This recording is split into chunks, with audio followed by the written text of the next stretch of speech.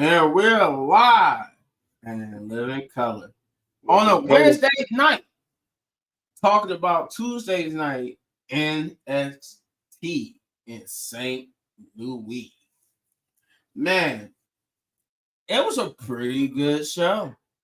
Pretty good show, aside from a certain someone. It was a pretty good. It was a pretty good show.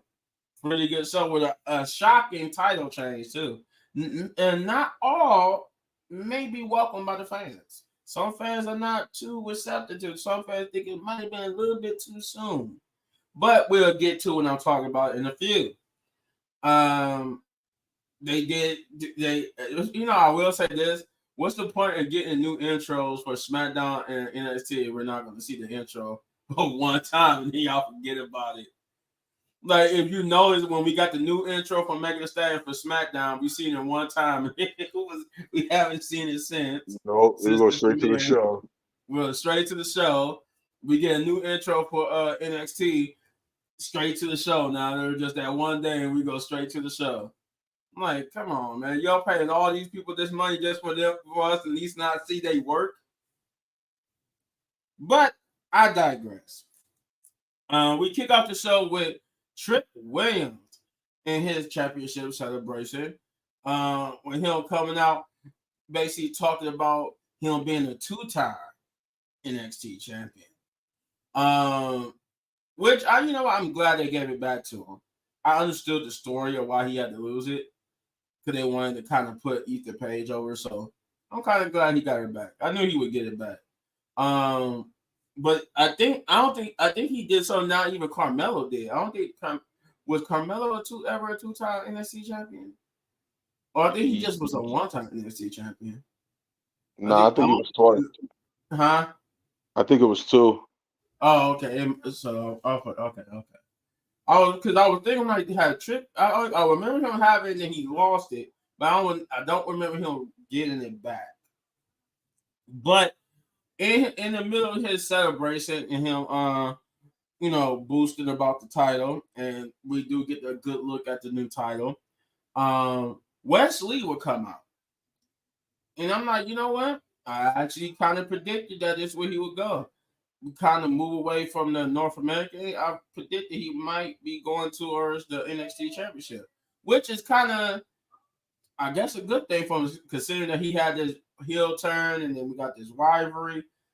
I think it's either you give him the North American Championship or you move him up to the NXT Championship picture. And that's what they did. He came out, he basically called Trick Williams basically one nobody. Said that he's gonna take the title from him before he could even get comfortable with it. And that he was basically going to challenge him for the title. Trick Williams said he could, but I like how he said, "Oh, whoa, hold up, light skin." I'm like, he called. You see, Wes Lee even had to laugh at that. I'm like, he got you too, Wes. You supposed to be angry. You sat there and laughed because he called you light skin. But in the middle of their banter, Jay Uso would come out. And he kind of almost messed himself up coming over the barricade. He dropped the title and everything. You could tell he got like kind of hung on the barricade, but he caught himself and he caught himself and like went with it. Like he was like, yeah, like part of his intro. So I'm like, that's cool. But yeah, Jay Uso just basically, you could tell he was there just for the pack it on because of AEW Dynamite. He really, outside of just basically celebrating with Trick Williams, he really did have no, like, he wasn't teasing a possible match with somebody down there or anything like that. He just came out, party with Trick Williams, and we got some look that Trick Yeats chants. So that was pretty much Jay Uso's part. And once Jay Uso came out, like, even though they sold him, Wes Lee kind of like faded to the back. Like it was like he didn't even have no more words, and they just pretty much celebrated. And then Trick Williams said, he said, I'm a two-time. He talking about him being a champion, Jay being a champion. We're gonna whoop that Trick or anybody who try to come take it from us. And then they went back to celebrating and whatnot. And that was your opening promo. Pretty good. Like I said, I like that Jay was there, but it was kind of made it obvious because you didn't have nothing else for him. That was the only place he was. He didn't show no more throughout the episode, so you kind of made it obvious that he was only there as a way of trying to stack the deck against AEW because y'all was going head to head. So, where Randy, you could tell with Randy Orton, but at least he had a match. But in Stephanie, well, I'll get to that later. Mm-hmm. But you could tell most of the people that was on the card were just there to stack the deck against AEW. Other than, well, Belair and them too, but at least they had a match. At least they had a match. That's the difference between them, Randy and Jay. With Bianca Belair, Jay and Randy, they had a match, but Jay was just there just to be there for ratings. Yeah, that was a little awkward. It was a little awkward because like he didn't cheat. Like I would have ready for him to get in the ring, but I know before Rush Lee gets his opportunity, I would have for him to say he want the opportunity to face Trick Williams. Something. Yeah, something. Like or anybody want to step up to the IC title. That would have been a good way to elevate the IC title. Like they would do with the women's tag team titles, which I will get to later as well. But at least do something like they did there with Jay, at least make it worthwhile. But yeah, that was. What did you think about that opening promo? I mean, Trick celebrating and West going for the NXT title. That was, I mean, duh. What else was you going to put him? Wasn't going to put him back in the North America Championship. Like, I hope they wasn't. Yeah, that was fun till the whole Jey Uso thing came out. I was like, wait, why? Like, I don't. I thought he was going to do. I thought he was going to do an open challenge for the IC championship. I thought he was like, going to have something significantly, and I thought they were going to have him do something. He just basically came out and celebrated with Trick Williams. That was it. That was it. He didn't challenge nobody. He didn't. Yeah, that was. I'm like, what? That was nothing up for the future. It's just like, okay. Yeah, I kind of knew the show was going head to head with AEW, which I will be doing a review tomorrow. Which is that whole episode was weird, but I'll get to that tomorrow. But well, give us a preview in comparison. What show was better? A little preview. What, in your opinion, what show was better? If we talking the whole, NXT was better to me.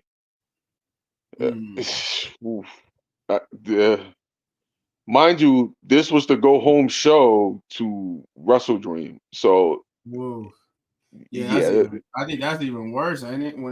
It's worse when it's a go home show and you're going up the head against your competition, but your go home show was not a really satisfying go home. Matter of fact, I might do a review after whatever. But no, I'm gonna do it Thursday. But you had stories, but it was just weird. Like I don't know how else to describe it. It was weird. Like I when I talk about it tomorrow, y'all gonna be like, wait, what? Yeah, it was weird. I don't even know how to go about that. Yeah. I heard Chris Jericho and MVP squash whatever beef they had too. Yeah. All right. Well, then we get to the first match on the night, which is Bianca Belair and Jade Cargill and Kalani Jordan versus Fatal Influence, and which was a 6-woman tag. It was a pretty good way a solid good way to open the show. It was a solid good way. Who is coming up with these names? I figured this was like I look at Fatal Influence as like a spinoff / whatever you want to call it. Yeah, knockoff of Team U Toxic Attraction. Yeah, Toxic Attraction. Oh, And considering that the fact it has a member of Toxic Attraction and she's the yeah, leader, so I figured this was like you could say like a knockoff of that. yeah, But I don't think it's gonna last long because she's pretty much ready to be called up for real. And I think yeah. she's one. She was one of the names that was listed as being called up for the possible mid card titles that they're going to be introducing on the main roster to fill out the roster for both shows. So there is that. But yeah, this was a pretty good match. I enjoyed it. I especially I like that pretty much the veterans of the except for Jade Cargill. I wouldn't really consider her a veteran, but you get the point. They trying to put she's the main roster star working with Yeah, the NXT star. So you know, I like that they. But all jokes aside, they did give. They kind of like elevated them in a way a little bit. You know, nobody took a shine away from anybody. Like even with Jovan and Randy, nobody from the main roster really outshined them. But because you expected the typical they was going to be better than the NXT roster type people because yeah, yeah, yeah. they got to sell it like, oh, these are rookies versus the main stars.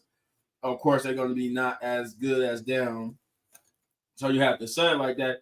Considering the fact that you got to remember, some of these people in NXT is not really younger than these stars. Some of these NXT stars are like kind of close to the main roster stars' age.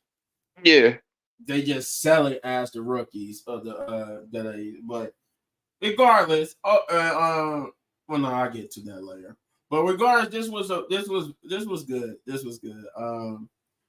I like they working together. I like further influence. They got potential.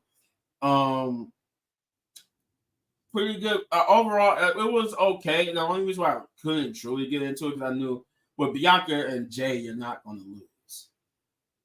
I mean, Yeah. you're not going to lose. So, but for the fact that it was still entertaining, I give you an A plus for that. The fact that you still made it entertaining, even though I knew you wasn't going to win. But I do like the fact that you allow these women to get over. So that's another A plus on that too. You allow them to get over, and even though they didn't win, they looked good in losing. So, but yeah, that's the match. Bianca Belair, Jay Cargill, and Kelani James got the victory. But that wouldn't be the last we see of them. But Shane, what did you think of that match? Um, it was decent. You know what I mean? I just wish that the other team would have won. But hey, that's a dream of mine. Um, uh, because we kind of like I don't know. Like I feel like when Raw superstars go to NXT, it's just like, oh, they automatically gonna win, and we need to stop booking it like that. For us to actually believe in NXT, they need to win something, especially if we getting like Raw superstars to come down there or SmackDown superstars to come down there. So I just think that we need to change that narrative a little bit and whatever the case may be. But for the match, it was a decent match. They did had a good performance enough to where they got put over. I just wish they would have won the match. You know, the only thing I can say about that is the reason why I think they lost too, because of the whole storyline with Kanani James. I think, Yeah, cause like for if you look at it, I think was it JC Jane? I think she's gonna be the person to finally challenge her. Because they yeah, said she's ducking them and she won't put the title on the line against them, but it'll eventually be JC Jane probably. yeah, Out of the three, she's gonna get the first crack at Kalani Jordan. yeah, Um, but I believe just because to set that up eventually with them going against each other, I think that's why they lost. At least I could say that. But then again, Shawn Michaels like, okay, you're gonna lose, but we're gonna make you look good. So it's not gonna be all bad, but you know. Then we got Axiom and Nathan getting ready, warming up for the tag team match against Austin Theory and Grayson Waller. To which they'll get asked by Randy Orton about Jovan and how fast he really is. And Nathan would take a little exception to the fact that Axiom said that Jovan was like the fastest man in NXT, to which he think he's the fastest man in NXT and that he proved it. But they try to calm him down, like, look, man, I don't mean like that, but sometimes you can be a hothead. And Randy was like, you know what? It's okay to be a hothead sometimes. And then he would get Nathan some words of encouragement that he, well, in a literal sense, took it and ran with it. Then after that, we got Julia. Is it Julia or Julia? Julia. Huh? Julia. Julia. Gotcha.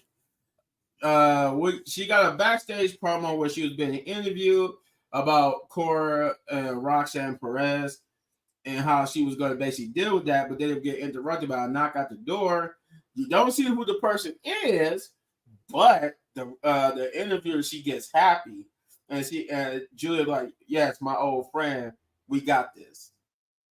Thus, we get over here to this Roxanne Perez and Cora J promo, where basically talked about Cora J revealed that one of the reasons why she did what she did was because she heard like people like us here at Wrestling Pit Podcast talk about how the women's division on NXT is the best women's division and on the best women roster in the division, and not just NXT, but the entire WWE.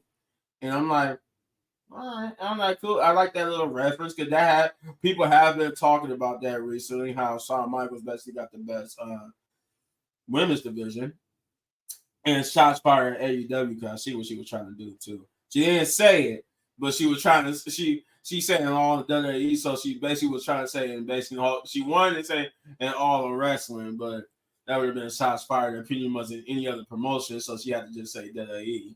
But you got what she was trying to go with it. She was really trying to take shots at everybody. But the problem she had with that was she said, but she heard that they didn't mention her. They mentioned all these other women. They mentioned Julia, Stephanie, all these other women that's coming into NXT, but they didn't mention her. So she said she did what she did to punish everybody who said that about the women roster because you forgot to mention her. And then she says that she's proud of Roxanne Perez for being who she is now, that she always knew that Roxanne could be who she is now, and that was all she ever wanted. And Roxanne, she echoed those sentiments, saying that she realized now that's all she ever wanted for her was to be her true self and care about herself and look out for herself. And that even though the NXT championship is what tore their friendship apart, she thinks now is going to be the thing that keep that friendship together once again. They would get interrupted by Julia, to which Cora's like, you know what? No, what you standing right there for? Come on in the ring. I know we haven't been properly introduced to each other, but she like got on the ropes and held it open for her. And then Stephanie, her music hit and the crowd went crazy. Stephanie came out and she will be having a debut match next week, but it's not going to be against Cora or Roxanne. Well, obviously not Roxanne, but I would think it will be against Cora. But she's going to have it against, I can't remember what they said it was. But it was announced later on in the show that she will be having her debut match next week. But you got the feeling that Cora and Roxanne are probably going to interfere after what I'm about to say happened next. Once she got out there standing side by side with Julia, they rushed the ring and a brawl ensues with Julia and Stephanie getting the upper hand over them instead of packing. And then, like I said, later on we will get that announcement that they will be she will be having her debut match next week. But pretty good solid promo, pretty good way to introduce Steph. And I did like the fact that Roxanne dropped her belt in the ring and they both just lifted it up and held it together and looked at Roxanne. I'm like, so triple threat? I guess somewhat down the line, I guess they're gonna be a triple threat for the title.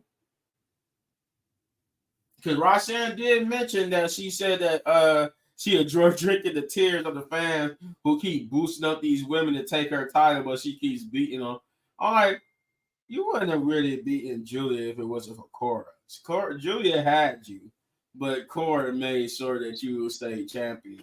You know, we're not going to talk about that obviously because you're a heel, so we're not going to talk about how the fact that you basically had help to keep that title, and you pretty much had help beating was it Jordan Grace too? Like Jordan Grace also had you Mhm. beat, but of course Roxanne is a heel, so a heel's tactic is we're not going to talk To about win. how I had help. We're just going to act like we did it all ourselves. But nonetheless, good promo, good way to introduce Steph, and I can't wait to next week to see her wrestle, see what she's all about. I heard good things. I also can't wait for Delta to get in there too. When I seen her, I'm like, oh, she's a powerhouse. Holy crap. She's going to destroy people when she gets there. I didn't think, I like, because that promo just sold her from the back, so I couldn't see like her body. But when I actually see her body, I'm just like, she's going to destroy everybody. Ooh. She's not, no, she's not as diesel as Jordan Grace, but she's definitely not small either, like Roxanne Perez. She's diesel. She's like in between. She's more diesel than I want to say Rhea Ripley and Raquel. Mm, yeah. Because Raquel and Rhea are diesel, but they're not defined diesel. Mhm. At least, um, Rhea used to be like that, but then she kind of figured out a little bit Yeah. once she got to the main roster. Because if y'all remember, when she was in NXT, she was diesel, like she was defined diesel. But Yeah. Yeah. She was big it's as some, hell. I don't know why they do that, but when they get to the main roster, they make them lose their diesel like physique. That's how they did for Mandy Rose and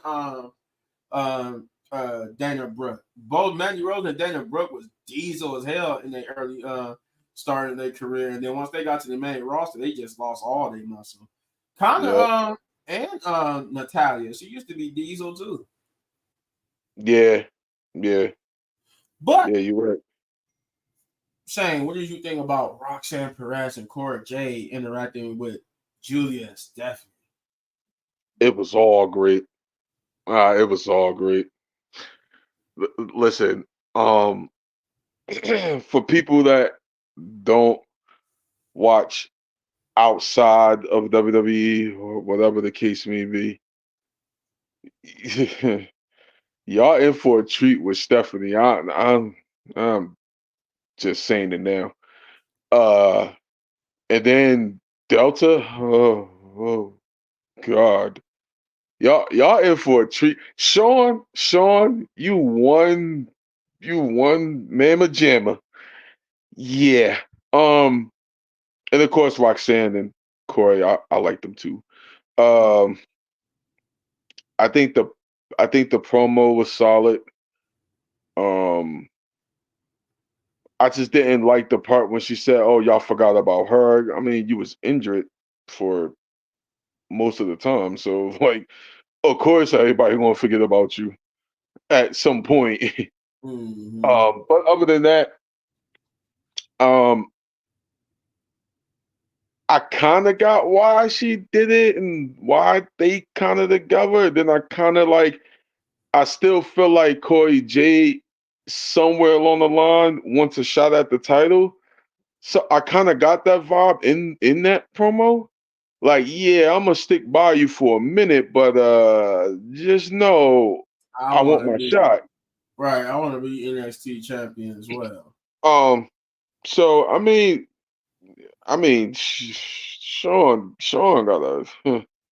Sean got a Sean got a stack women's roster. Jesus He Christ. do.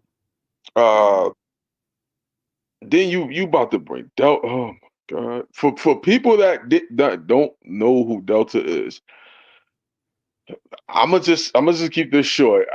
She's different. Now I know when you come to WWE, is a certain style that you have to wrestle. Custom, yeah, get accustomed to. But she is different. And her promos, huh, don't let her really get on the microphone for real, for real. She different. Like man. I I'm gonna say she don't got she don't she don't got the the instant like him, but she do got that crazy way like Jacob Fatu. I'm just gonna keep it at that. Mm, okay. All Yeah, right. I can't wait. Oh God, I can't wait. I listen, Sean just signed three of probably the best women's wrestlers of all. And I mean that if you watch them outside, I mean You Steph. mean If like you watch from Stephanie, the independent scene, from the yeah, independent standpoint? yeah. If you Mm. watch, if you watched Stephanie and Julia before, like they matched before they came to NXT, yeah, y'all gonna be in for a treat, man. Then oh God, Jesus. Whew. Then you still got stars on the rise. You still got Jada Parker. Uh, you still got the NXT North American Women's Champion. I mean, yo, that list is long. You Yeah. Sean got a stock roster, man. Sheesh. You know, and I heard people were saying like it have it's not an official report, but I saw people on social media saying like, oh, Cora Jade is probably gonna be one of the people that get called up next year. I'm like, she could, but then again, she shouldn't because she hasn't really been able to shine for real in NXT due to Yeah, injury. So yeah, like, I'm not. She is one of the people that could get relatively get called up, but I think she shouldn't just so like I think they should do her like they did Roxanne. Roxanne could have got called up too. yeah, a few times. But they was like, you know what, we want to get her over, so we're gonna give her the title so we can't call her up. Because All they was pushing for her to become part of the main roster. They all even we teased it a need, little bit too. They even all teased we need is Jordan Grace. it. Now Jordan Grace, oh yeah, and her contract is up soon.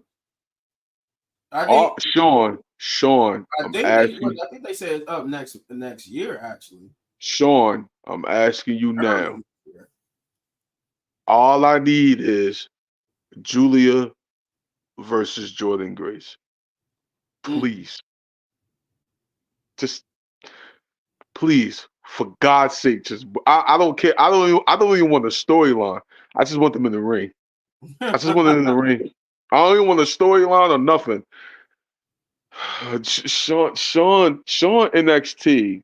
And before we move on, Sean, this silver and black NXT, I think it's more women based than man based. They do get a lot more shine. Yeah, I give you that. They got I think Triple H Golden Black era was more man man. based. Yeah. I think Sean like, nah, we gonna turn this around. Sean is I mean, cooking. because if you think about it, the man gonna be all right. The man gonna be all right. Yeah, yeah, of course. Trick, I don't think they don't really need Ethan, it's the women who needs the more spotlight because as we look at it, we're seeing that there's some women in NXT that pretty much are on par with star power like the men. You can and say shot. Stephanie and Julia is on star par with Trick Williams, and he's the Yeah, top champion right now in NXT. yeah, yeah. You're right. And So, shout out to Jada Parker because I seen one NXT episode where she was standing outside with the baseball bat. oh yeah, That was hilarious. that Bro, was she was out there hilarious. the whole time. And whoever pulled up, she was waiting on. They was like, "Oh, She okay, was that's what it is." waiting. Yo, I'm gonna just say this. If anybody deserves a gangster role, like a gangster gimmick, it's her. Oh yeah, It's her. I was convinced after that whole slap she did to Roxanne Perez. They was having that Yo, interview. yeah, She got yeah. mad and said, she said, Roxanne, I'm gonna slap the what she said, I'm gonna slap the The taste out your taste out mouth your or something mouth. like that. And she was like, oh, she gonna say, oh, I like to see you swat. I'm like, oh, Yeah, damn. I'm like, you didn't have yeah. to do it that fast. I think I think if anybody deserves a gangster role, It's her. it's her because she stands on business. But before we move on, I just want to say, Sean, keep doing your thing with these women because golly, you got a stack roster down there, boy. Yes, he do. Yes, he do. Um, I will say this though, when people saying that she might get called up to the main roster, I don't think she Oh, will because everybody said, well, they need to call some people up because they need to fill out these rosters for this oh, mid card titles. You gotta remember, WWE got a plethora of women. Some of it that they use on their TV show like Level Up and stuff. It's a lot of women they could use to fill out this roster to fill around the people who they're yeah. gonna mainly hold these titles until they start building on more people and stuff like that. But they're not about to empty out NXT just to do that. They're not about Nah, to do that you don't have because to. it's only a few. It's only a few women on NXT that's main roster ready anyway. If you get them, if you, this is where it comes to booking. Like, And then I would say too, like before you finish your thought, I wanted to say, then you can have the mid card title just depending on Raw, SmackDown, NXT if you really want to do it that way. I hope they don't do it that way, but then again, if you wanted to, you could. Like just to say like, oh, but then again, with the men's, the fact that they on the main roster, but they got to go to NXT sometimes for challenging. So but it's a give and take type thing. this is the problem with booking. You got a whole roster of women that's not doing anything. Mm-hmm. And I when Sean introduced the Women's North American Championship, I'm like, man, this ain't gonna work.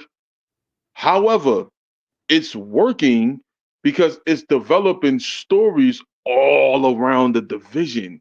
Mm-hmm. Whether it's for the North American Championship, or whether it's for the Women's Championship, or whether it's just a rivalry that's going to take place. It's developing stories all around it.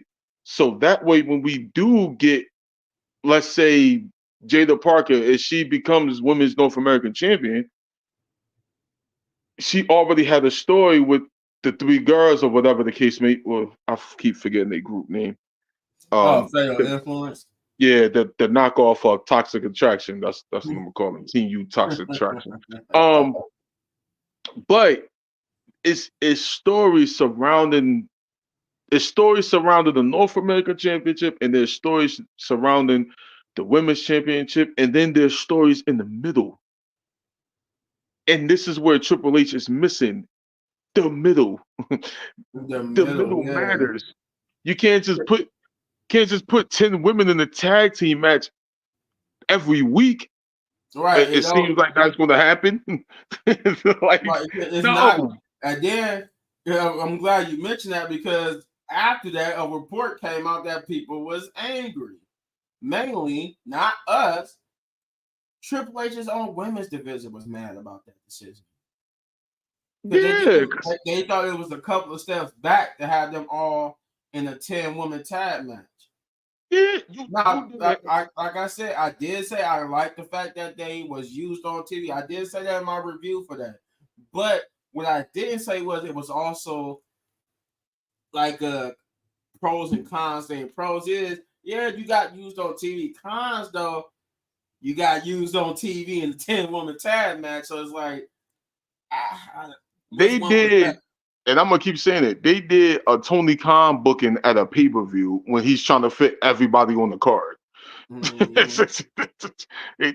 They did it because even with Russell Dream, I believe I heard for the pre-show it's a 10-man tag. Like you just did the same booking just to get everybody on the show.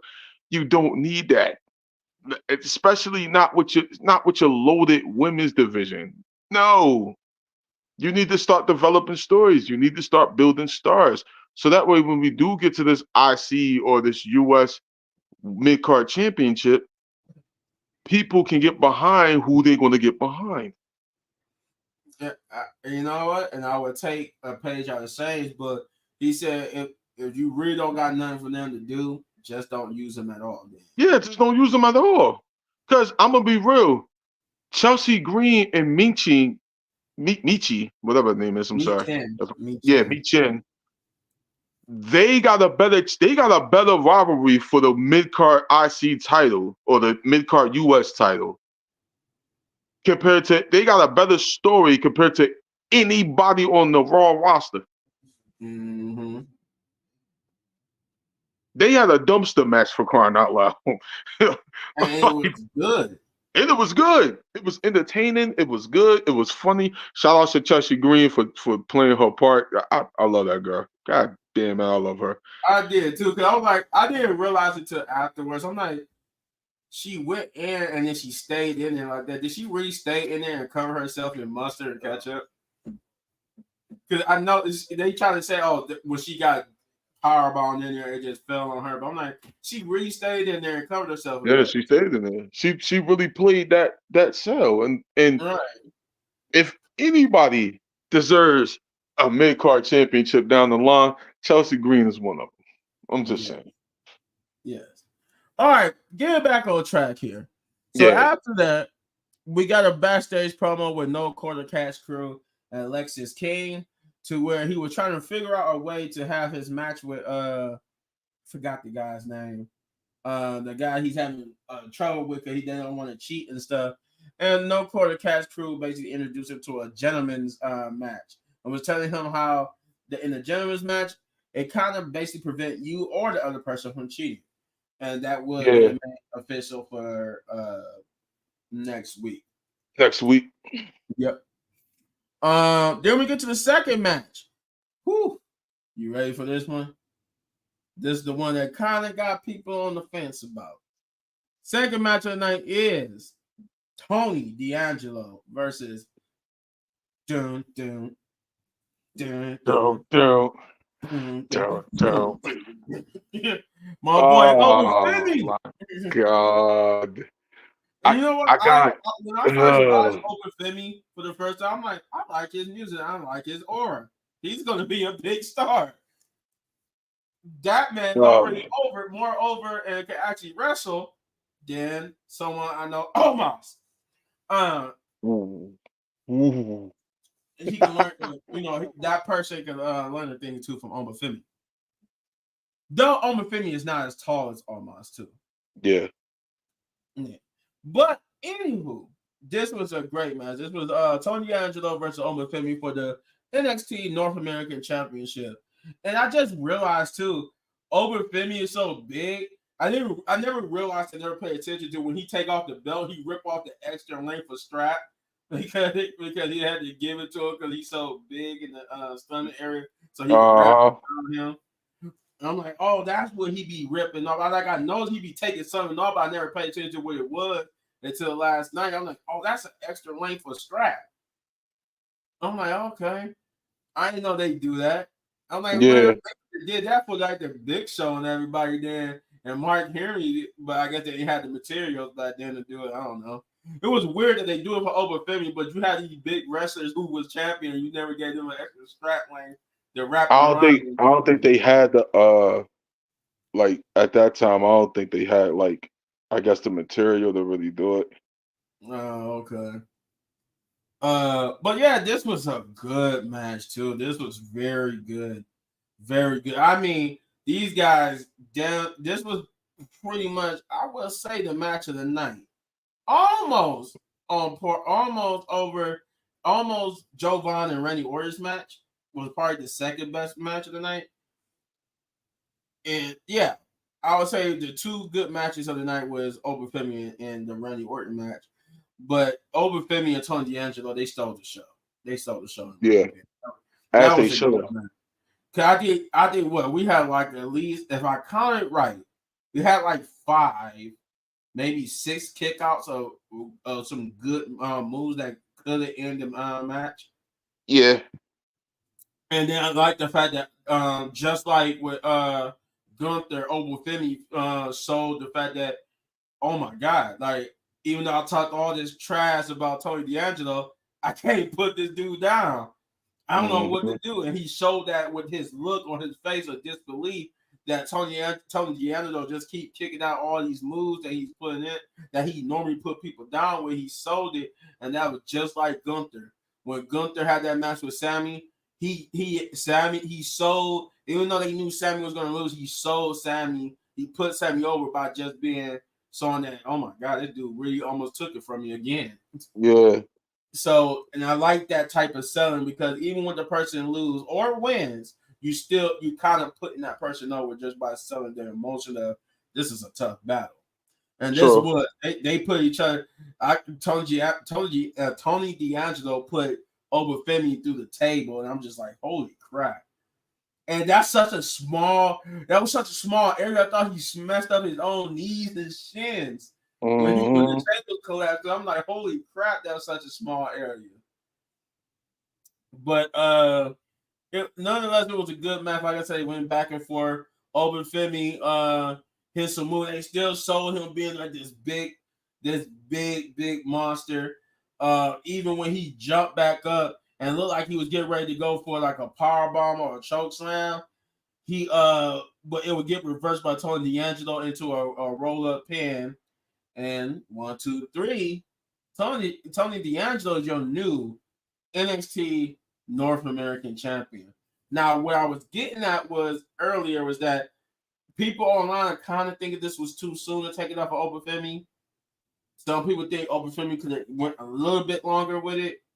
But then again, you got to remember, Tony D'Angelo been there for a minute and kind of earned his due. So it's a give and take. Was it too early? Maybe. But it's not going to hurt Obafemi. Obafemi is one of those people that's not going to be at all hurt by him losing the NXT North American Championship. He got too much of an aura, and people like him too much. Do you hear when he comes out? He gets Trick Williams level, reactions. Yeah. I put it to you this way: you put Obafemi and Trick Williams in the Royal Rumble, they gonna get a reaction. Oh yeah. Yeah, no. They're going to get a reaction. Let Bronson Reed, Braun Strowman, and Brock Lesnar be in the ring with Obafemi in the ring. That's going to be one hell of a matchup. Oh yeah, that's going to be a pop off. Yeah. Even Gunther, that's going to be that's going to get some reaction. So that's how you know that Trick Williams and Obafemi are ready for the main roster. More so Trick Williams than Obafemi because we need more time with Obafemi in NXT. But if they were to call him up, he can't survive on the main roster. And if y'all don't know, he has matches on the main roster too. So if you look up recent behind the scenes photos from like when nobody's in the arena, Obafemi is in some of those shots. He be having dark matches on Monday Night Raw or SmackDown. I think the last picture I saw was either SmackDown or Raw. He was with the little reed they have around the ring. Yeah. And somebody said, yeah, he's about to have that's why he's in ring gear because he's about to have like a dark match on Raw or something like that. So they testing the Warriors with Obafemi. They are. So which if we go by the standards of WWE, that means he's main roster bound pretty soon. Because they did that with Bronson Reed. Even though he did technically get let go, but they did eventually bring him to the main roster. Well, yeah. That's usually what that means when people have dark matches from NXT. They tested not to see how they would be on the main roster, and usually they pass and usually get ready to be on the main roster rather sooner than later. But hopefully not sooner for Obafemi because we don't want another repeat of Solo Sikoa, where he was on the rise, and then you bring him up to the main roster. Just because of the bloodline, everybody, you know what? And then you know why I know they did that because when Solo Sikoa was in NXT, all they could do was check like the bloodline stuff. They wanted to see him part of the bloodline, but what people just couldn't wait for him to get done with NXT first. And then they were like, well, he got all this reaction that's put him on the main roster, and then you kind of screwed him. Yep. Then you kind of screwed him. Yep. But we're not about to get into that. Like I said, good match. Tony D'Angelo won. Shane, take it over. What you think? Um, 'Cause I know you one of the people who had mixed feelings I about. did, I did, I didn't. God darn it, I didn't want Tony to win. I didn't, but I mean, no. Congratulations on the win. It was a great storytelling match. Uh, uh, the match was really, can Tony D'Angelo become like beat his fears of actually beating him? Mm-hmm. So that was a good touch. They both selling, especially Femi. He was definitely selling. That was a good touch. Um, oh my God, I just didn't want Tony to win. Like I didn't want him to win like that. But however, a surprise roll up. That's how you do it, main roster. Just saying. A surprise roll up is supposed to be a surprise move to where, oh, we didn't see that one coming. And they used it very, very well here. Mm-hmm. And So I will give them, you didn't think he was actually about to get the 3 pound off of that. yeah. So I will give the match of the night. I'll give everything that. The only reason I did not want Tony to win is because I just wanted Fibby to relinquish the belt after he beat Tony. Like, huh, you can't beat me. But No here I'm one gonna can beat relinquish. me. No Yeah, one can beat me. no one can beat me. I'm gonna do this for you. I'm gonna relinquish the belt, and Shawn Michaels can make a decision and just walk off. I wanted that so bad, but I kind of knew it was Tony's time. If we do bring Finley up to the main roster, I would like to see him be the Diesel to Xavier Woods. Call me crazy, but I want that. That would be interesting. But do we want to see him? Like that's like what I said about Raquel. Like I don't want to see them in like some bodyguard like role. Nah, the only reason why I say that is because if if if if Woods is going to go into this heel character, I want Woods to win. And I want Woods to win the IC title, whatever the case may be. But I know for a fact that Woods needs somebody. I bet Phil Me should be the guy until he gets tired, then he turns, and then he goes about his way. Because they're not just gonna bring him like I So hate then the that means you go from heel to face filming. We haven't never seen him as a face. yeah, yeah. It's a risk. I mean, it's a risk, but I will throw the dice on it.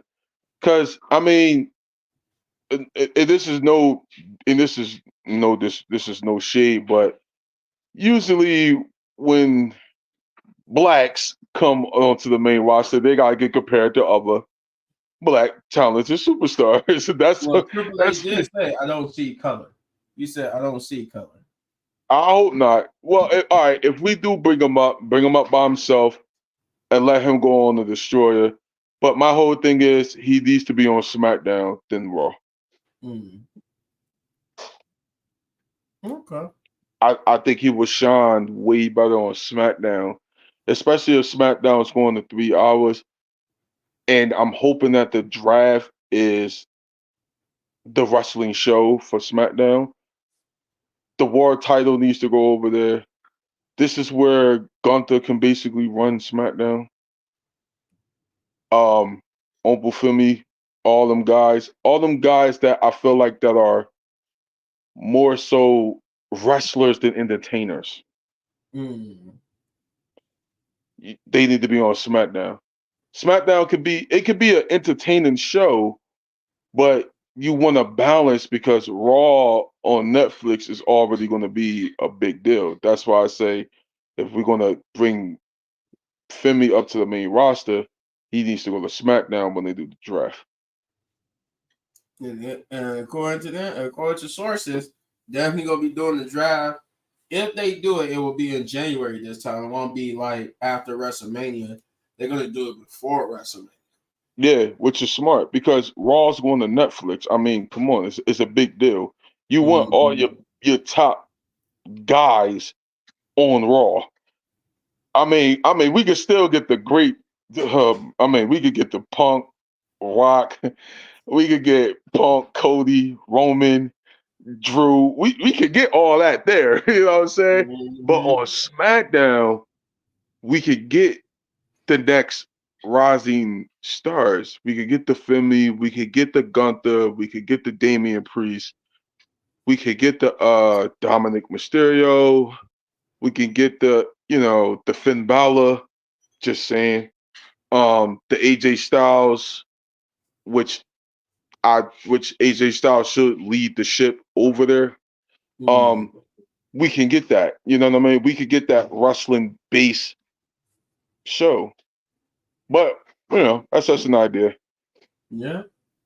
Um, I was thinking about CM Punk taking his little hiatus and stuff. I'm like, oddly, you took a hiatus right when they get ready to do Crown Jewel, and because you knew the people over there in Saudi was gonna pay big money to have you come over there, and you probably one of the people that like I don't want to perform for them because No, I don't I I don't I don't don't want blame to. I don't because you know how certain superstars don't like doing that because they know how the you. That pay blood per money view and the culture suck. and stuff. Yeah. Like That pay per view, that PLE is trash. I was more so getting towards like the political part about it, like how or the ethical, how then people say it's really not ethical to really be putting shows over there, but Vince McMahon and money, it's Yeah, it's a money thing. Yeah. a money thing. So, but I think CM Punk is one of the people that said no, just write me out as a story so I don't have to perform, so they can't Yeah. for me to perform. That He was don't smart. want to do. That was That's smart. what I I think don't he blame you. did. So then we got Lola backstage, and she's fuming because they just did a video package showing her and her little interaction with Jada Parker and what happened to her. So it goes into her being mad and angry, and she wants Jada Parker in the match. Ava's like, "Look, you're gonna get. She wants you to. We're gonna get you in the match." But then they get interrupted by returning and a person we were just talking about, Nikita Lyons. We Uh, were just saying, man, she did not look injured on that video she was in. And sure enough, uh, she's back. And uh. she was trying to have a conversation with Ava, but Lola took exception to her interrupting her uh, conversation and her meeting, and they end up getting into it or telling they could bring it. I'm like, dang, my girl Nikita got a little hood in her. She was talking straight like a hood girl. She was like, you know what? Run it. I'm like, run it? What you doing using these type of slang words? Okay. I never really heard her talk before. Oh, I never really heard her talk before, so I was like, okay. But yeah, they basically got into it and a match would be set up for them too next week. I hope Um Lola smacks the she dog claimed that out of her. I guess Lola was the one who got her injured the last time. I Yeah, guess she had a match with her and she injured her. She said, but she said you might not want to do this or something to that effect, or I'll put you back on the shelf again. I And I hope was just like, so. oh, so she got injured fighting you. Okay. Hmm. Then we go backstage to what I was alluding to earlier, that what they could do. And what I meant by that was we got Bianca Belair and Jade Cargill along with Kalani Jordan backstage, and they were talking, celebrating their victory, and Kalani Jordan basically thanked them for having her back, but that she got it from here, and then she's gonna take care of what that called them, fatal influence. That's their name, Fatal Influence. But Bianca Belair and Jay Cargill will get interrupted by none other than Last Legend and Chuck. Is it Jakara? Jakara? Who was the girl that be with Last Legend? Something like that. Yeah. Basically, I've been hearing about this, but I never really like went on Twitter to see it or X. But apparently on X and stuff, Last Legend was running a mouse about getting into a match with Bianca Belair and them for the women's tag team championships, and they basically up front challenged them to a match, and they said they never the ones to duck from a challenge, and they said, you know what, why don't you? Well, we're not going to come to you for the challenge. You need to come to us. So how about you meet us on SmackDown this Friday? And they said, okay, we're gonna talk to Ava to get in touch with Nick Aldis, and it will be made official that this Friday we'll have for the first time in a long time semi call up to the main roster where we would get to SmackDown, or we would get Bianca Belair and Jade Cargill versus two NXT superstars on the main roster, which means they got enough faith from Triple H and Shawn Michaels to go to the main roster and do their thing. And this is what I was alluding to with Jay Uso, where they could have did something like this with Jay Uso, where he could have set up a match on for next week on Raw or something, or the next NXT to have a match for the Intercontinental Championship instead of just having him there just to celebrate. Just to have him there. You could have pretty much did this with Jay Uso.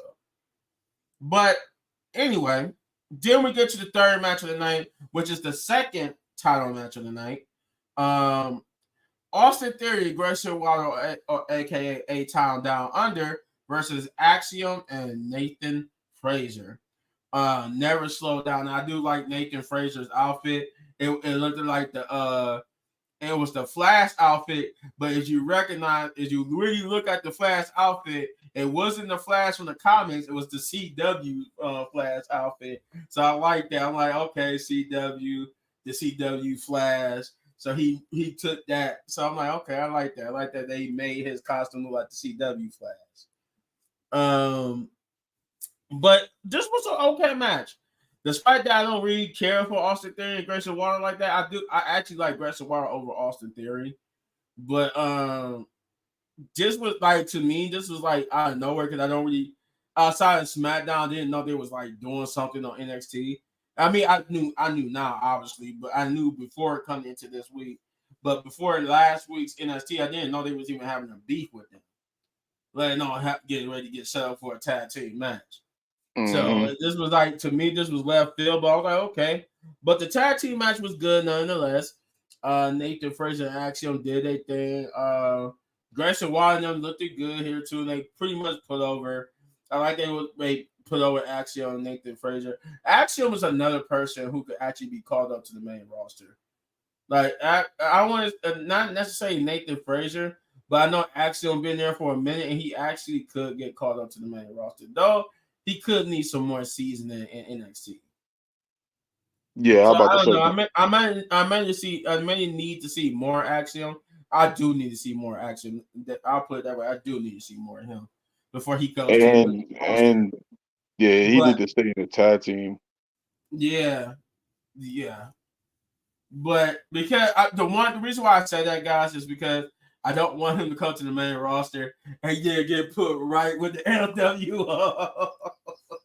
Oh my! I would have to fly to. I would buy me a plane ticket, fly to Triple H right when they do a show. I'll be one of those crazy fans that break into the arena and try to attack Triple H. Like, what are you doing? Stop it! Stop putting everybody with the LWO. Yo, for real. Before I eventually get my butt whooped by Seth Rollins and them in the back.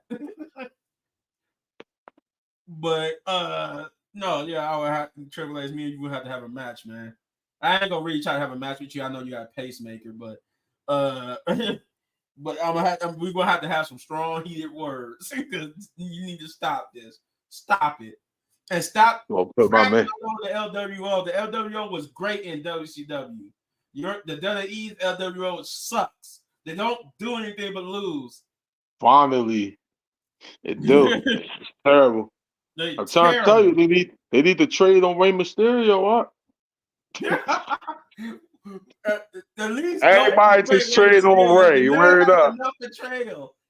Everybody trade on Ray Mysterio. Where's born? I just need to trade on Ray. That's it. But yeah, so pretty much like I said, it was a good match. Axel and Nathan Frazier did pull out the victory over a gang, A-Town Down Under. What did you A-Town think down. though about the tag team match? No, the tag team match was decent. I mean, NXT, shows that they have a tag team division. Like the main roster. You know, Sure. just holding belts, just to be holding belts. But And okay. and the excuse is, oh, it's because they're part of a faction. That's no excuse. I That mean, it's an excuse, but it's no excuse because like even when you're part of a faction, you mean to tell me you're gonna wrap them up so much into the main story that they can't be tag teams? No, no. yeah. I mean, yeah. We need to stop that. You know, we we just need to Like stop that. I don't mind them being part of the main story and helping out because that's the story you thought that they are heel faction. So yes, they're going to help out and run interference in the main story. But why are we forgetting that they're a tag team in a tag team division with the tag team titles that should be defending a lot more than it have been. So Yeah. It's just guys with just saying. belts. Just Sean. Shout out to Sean with the NXT Tag Team Champions. At least they get tag team title defenses, and at least they do be on PLEs. You know, like champions. Just Mm, saying. The match was cool though. All four guys was great to me, so I ain't really have no complaints about it. all right. Um. Huh. Hmm. Oh shoot! Scared me. Oh. Ah. Mm. We gotta talk about your boo joint. Oh my bad.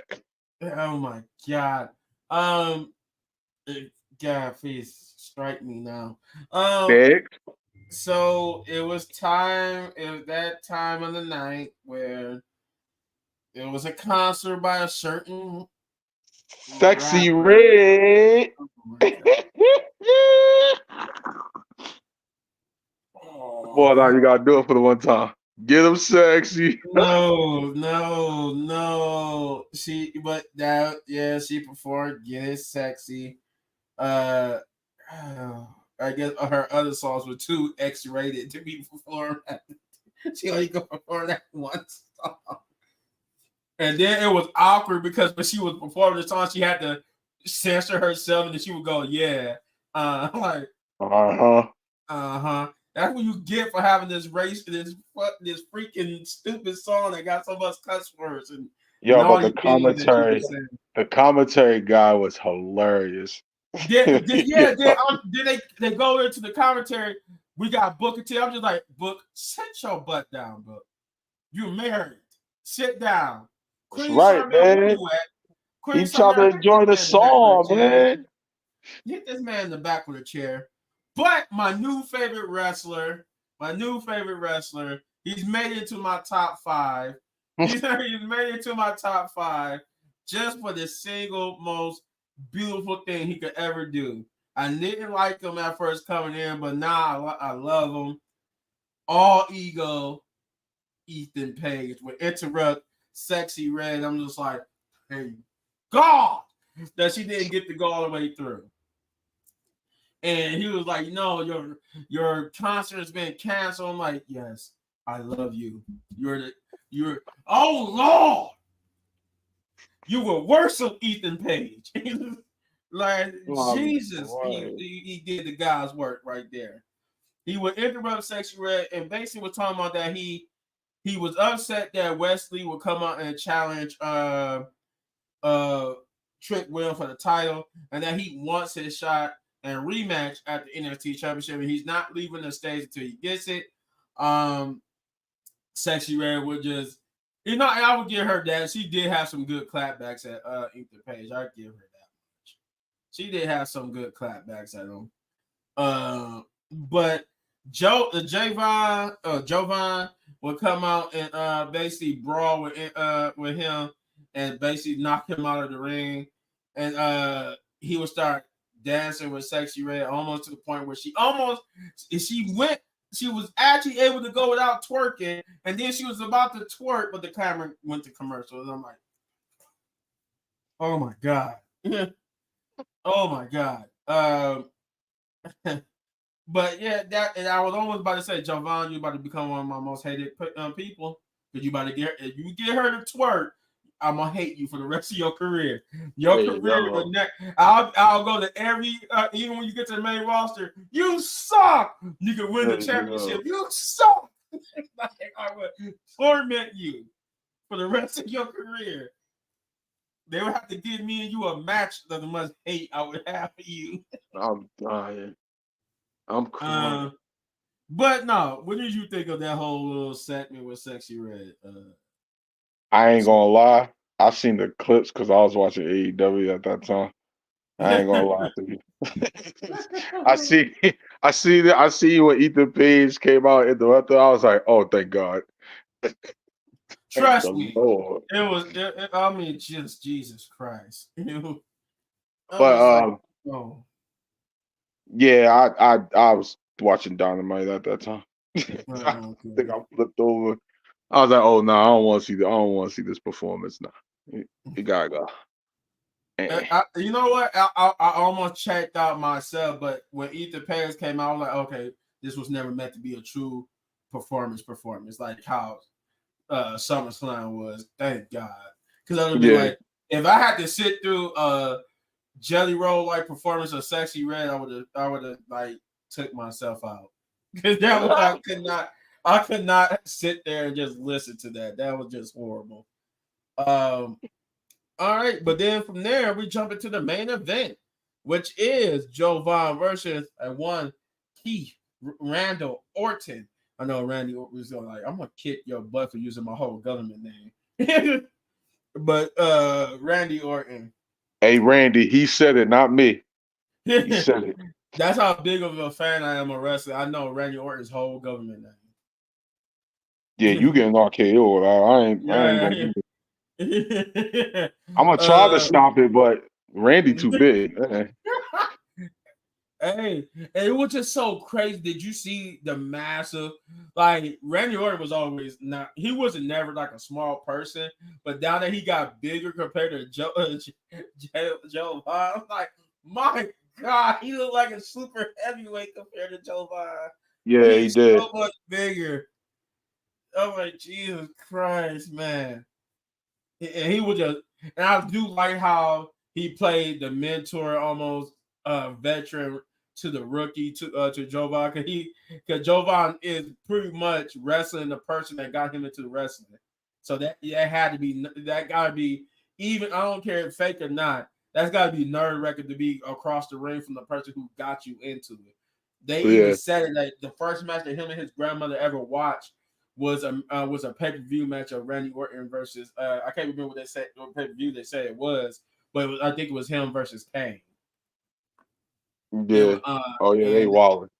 yeah, and he got to go against that same person that got him into wrestling, so that's got to be nerve-wracking. Like that, I can just imagine like me going up against John Cena or me going up against The Rock or Stone Cold. I'll be nervous as heck because like these the dudes I looked up to. Now I get Yeah, the tangled up. I get the tangled I just, ride with them. Like that'd be nervous, man. I don't want to mess up. I don't want them to hate me. uh, but the match was pretty good. It was a botch. But you know, it was kind of a unique situation where they tried to do a RKO out of nowhere, so there was a botch. But other than that, the match was good. The match was good. I liked it. They put Randy Orton put over Jovan pretty good. He had a pretty good performance. He had a moment where he almost beat Randy Orton, and that was where he put him over because Randy Orton could have kicked out like at an early 2 count, but they gave it a nearly 3 count kick out where it was almost this close to being a 3 count, and he just kicked out. And I'm just like, that was a good way to put this young man over. That was pretty good. But Randy Orton, like I said, there was a botch on the RKO because he was supposed to. I think he was going for a move and it was supposed to be like an RKO out of nowhere. But Randy Orton kind of like missed his head, so he couldn't really grab him, Yeah, and he kind of just smacked the ground. And then he picked him up and RKO'd him anyway and pinned him. And I think Randy Orton just having so much fun in his career now.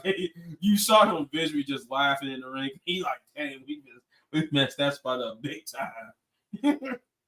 But that's not all. Before the show ends, we would get Ethan Page and Wesley backstage complaining about who would get the opportunity to face Trick Williams. And Ava would tell them that they would have a no one contenders match between the two because they would have to earn. No one would be given a shot at the NXT championship. They would have to earn it. So they'll have a no one contenders match against them too. And whoever wins will face Trick Williams at Halloween Havoc. But she threw a wrinkle in that plan. There was okay with that about the lead, but then she said, but due to his performance, I'm making that match a triple threat match, and she added Joe Vaughn to the mix. So it will be a triple threat match I want to say next week. yeah, Where next week where they will face off to see who will face Trick Williams at at Halloween Havoc. Halloween have it. But with that being said, like I said, the match was good. I enjoyed it. I like that Randy Orton put him. I like to respect that Randy Orton show because Randy Orton knows what it's like to be a young guy like him. Because he was also at one time one of the youngest competitors in WWE and became one of the youngest champions in WWE. I think he even beat Brock. Yeah, it was Brock Lesnar at first as one of the youngest champions. Then Randy Orton beat that by being a couple of years younger. So he definitely knows what it's like. So, with that, Shane, what did you think of this main event?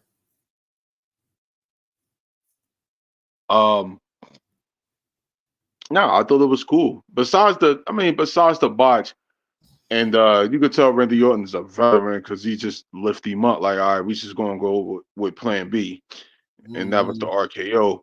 Um, yeah, I think Randy Orton was just having a good time, a good time. The young OG definitely performed. Uh, he performed very well. Um, I need to see more groundwork from him.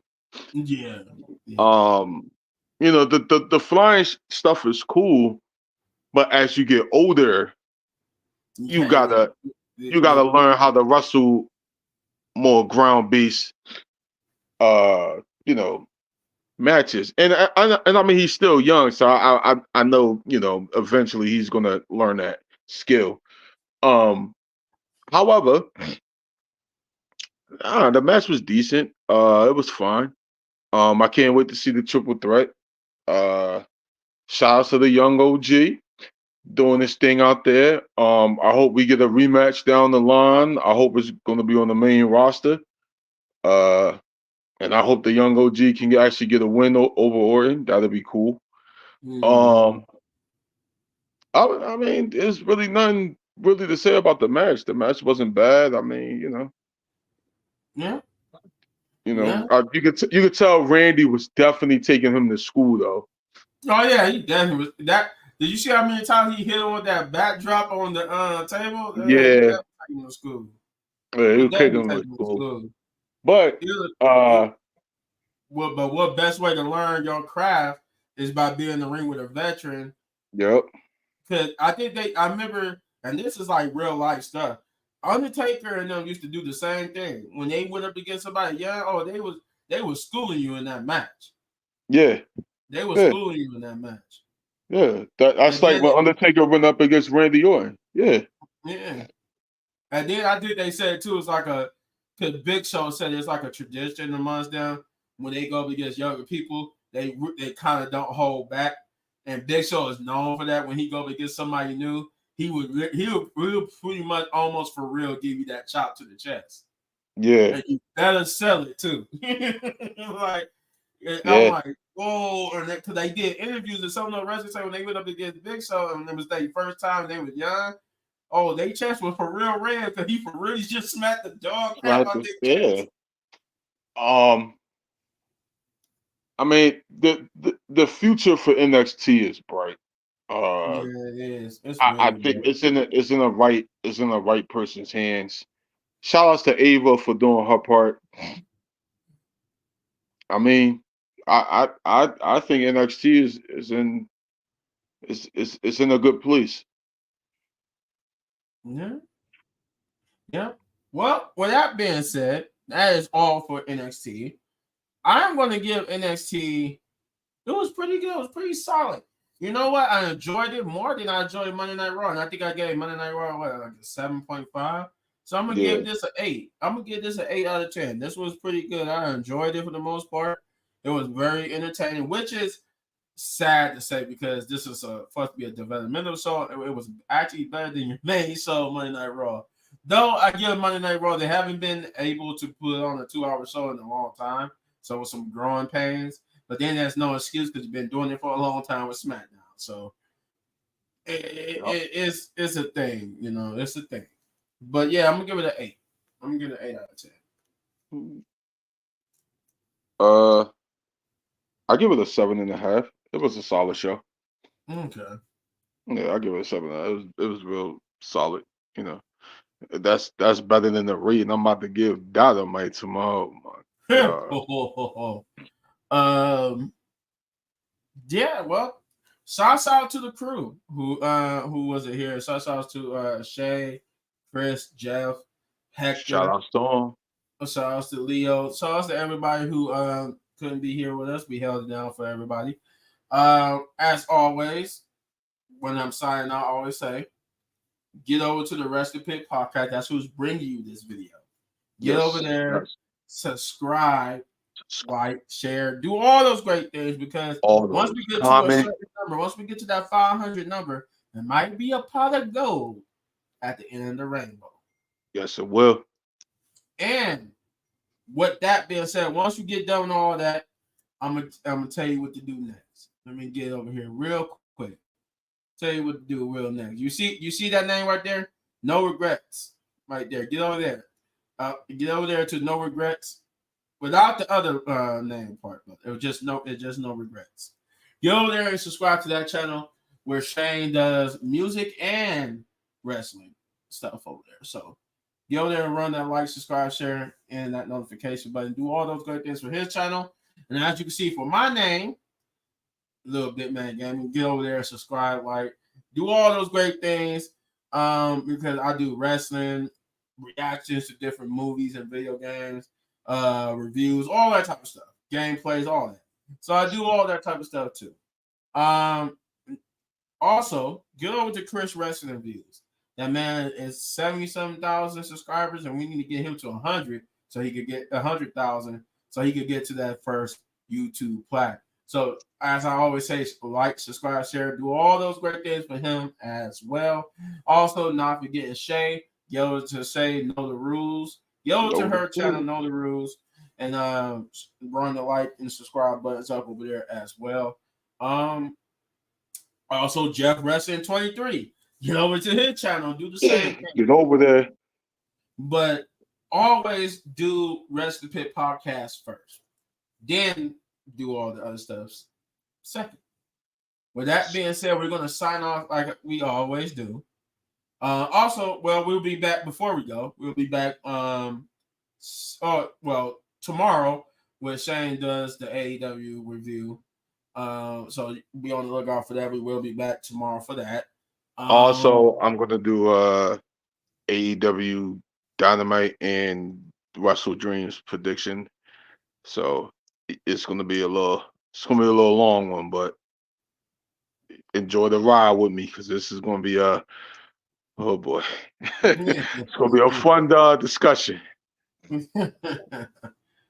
Well, you heard it for the man. And that's tomorrow, right? You said you was doing that tomorrow. Yeah, tomorrow 7 o'clock.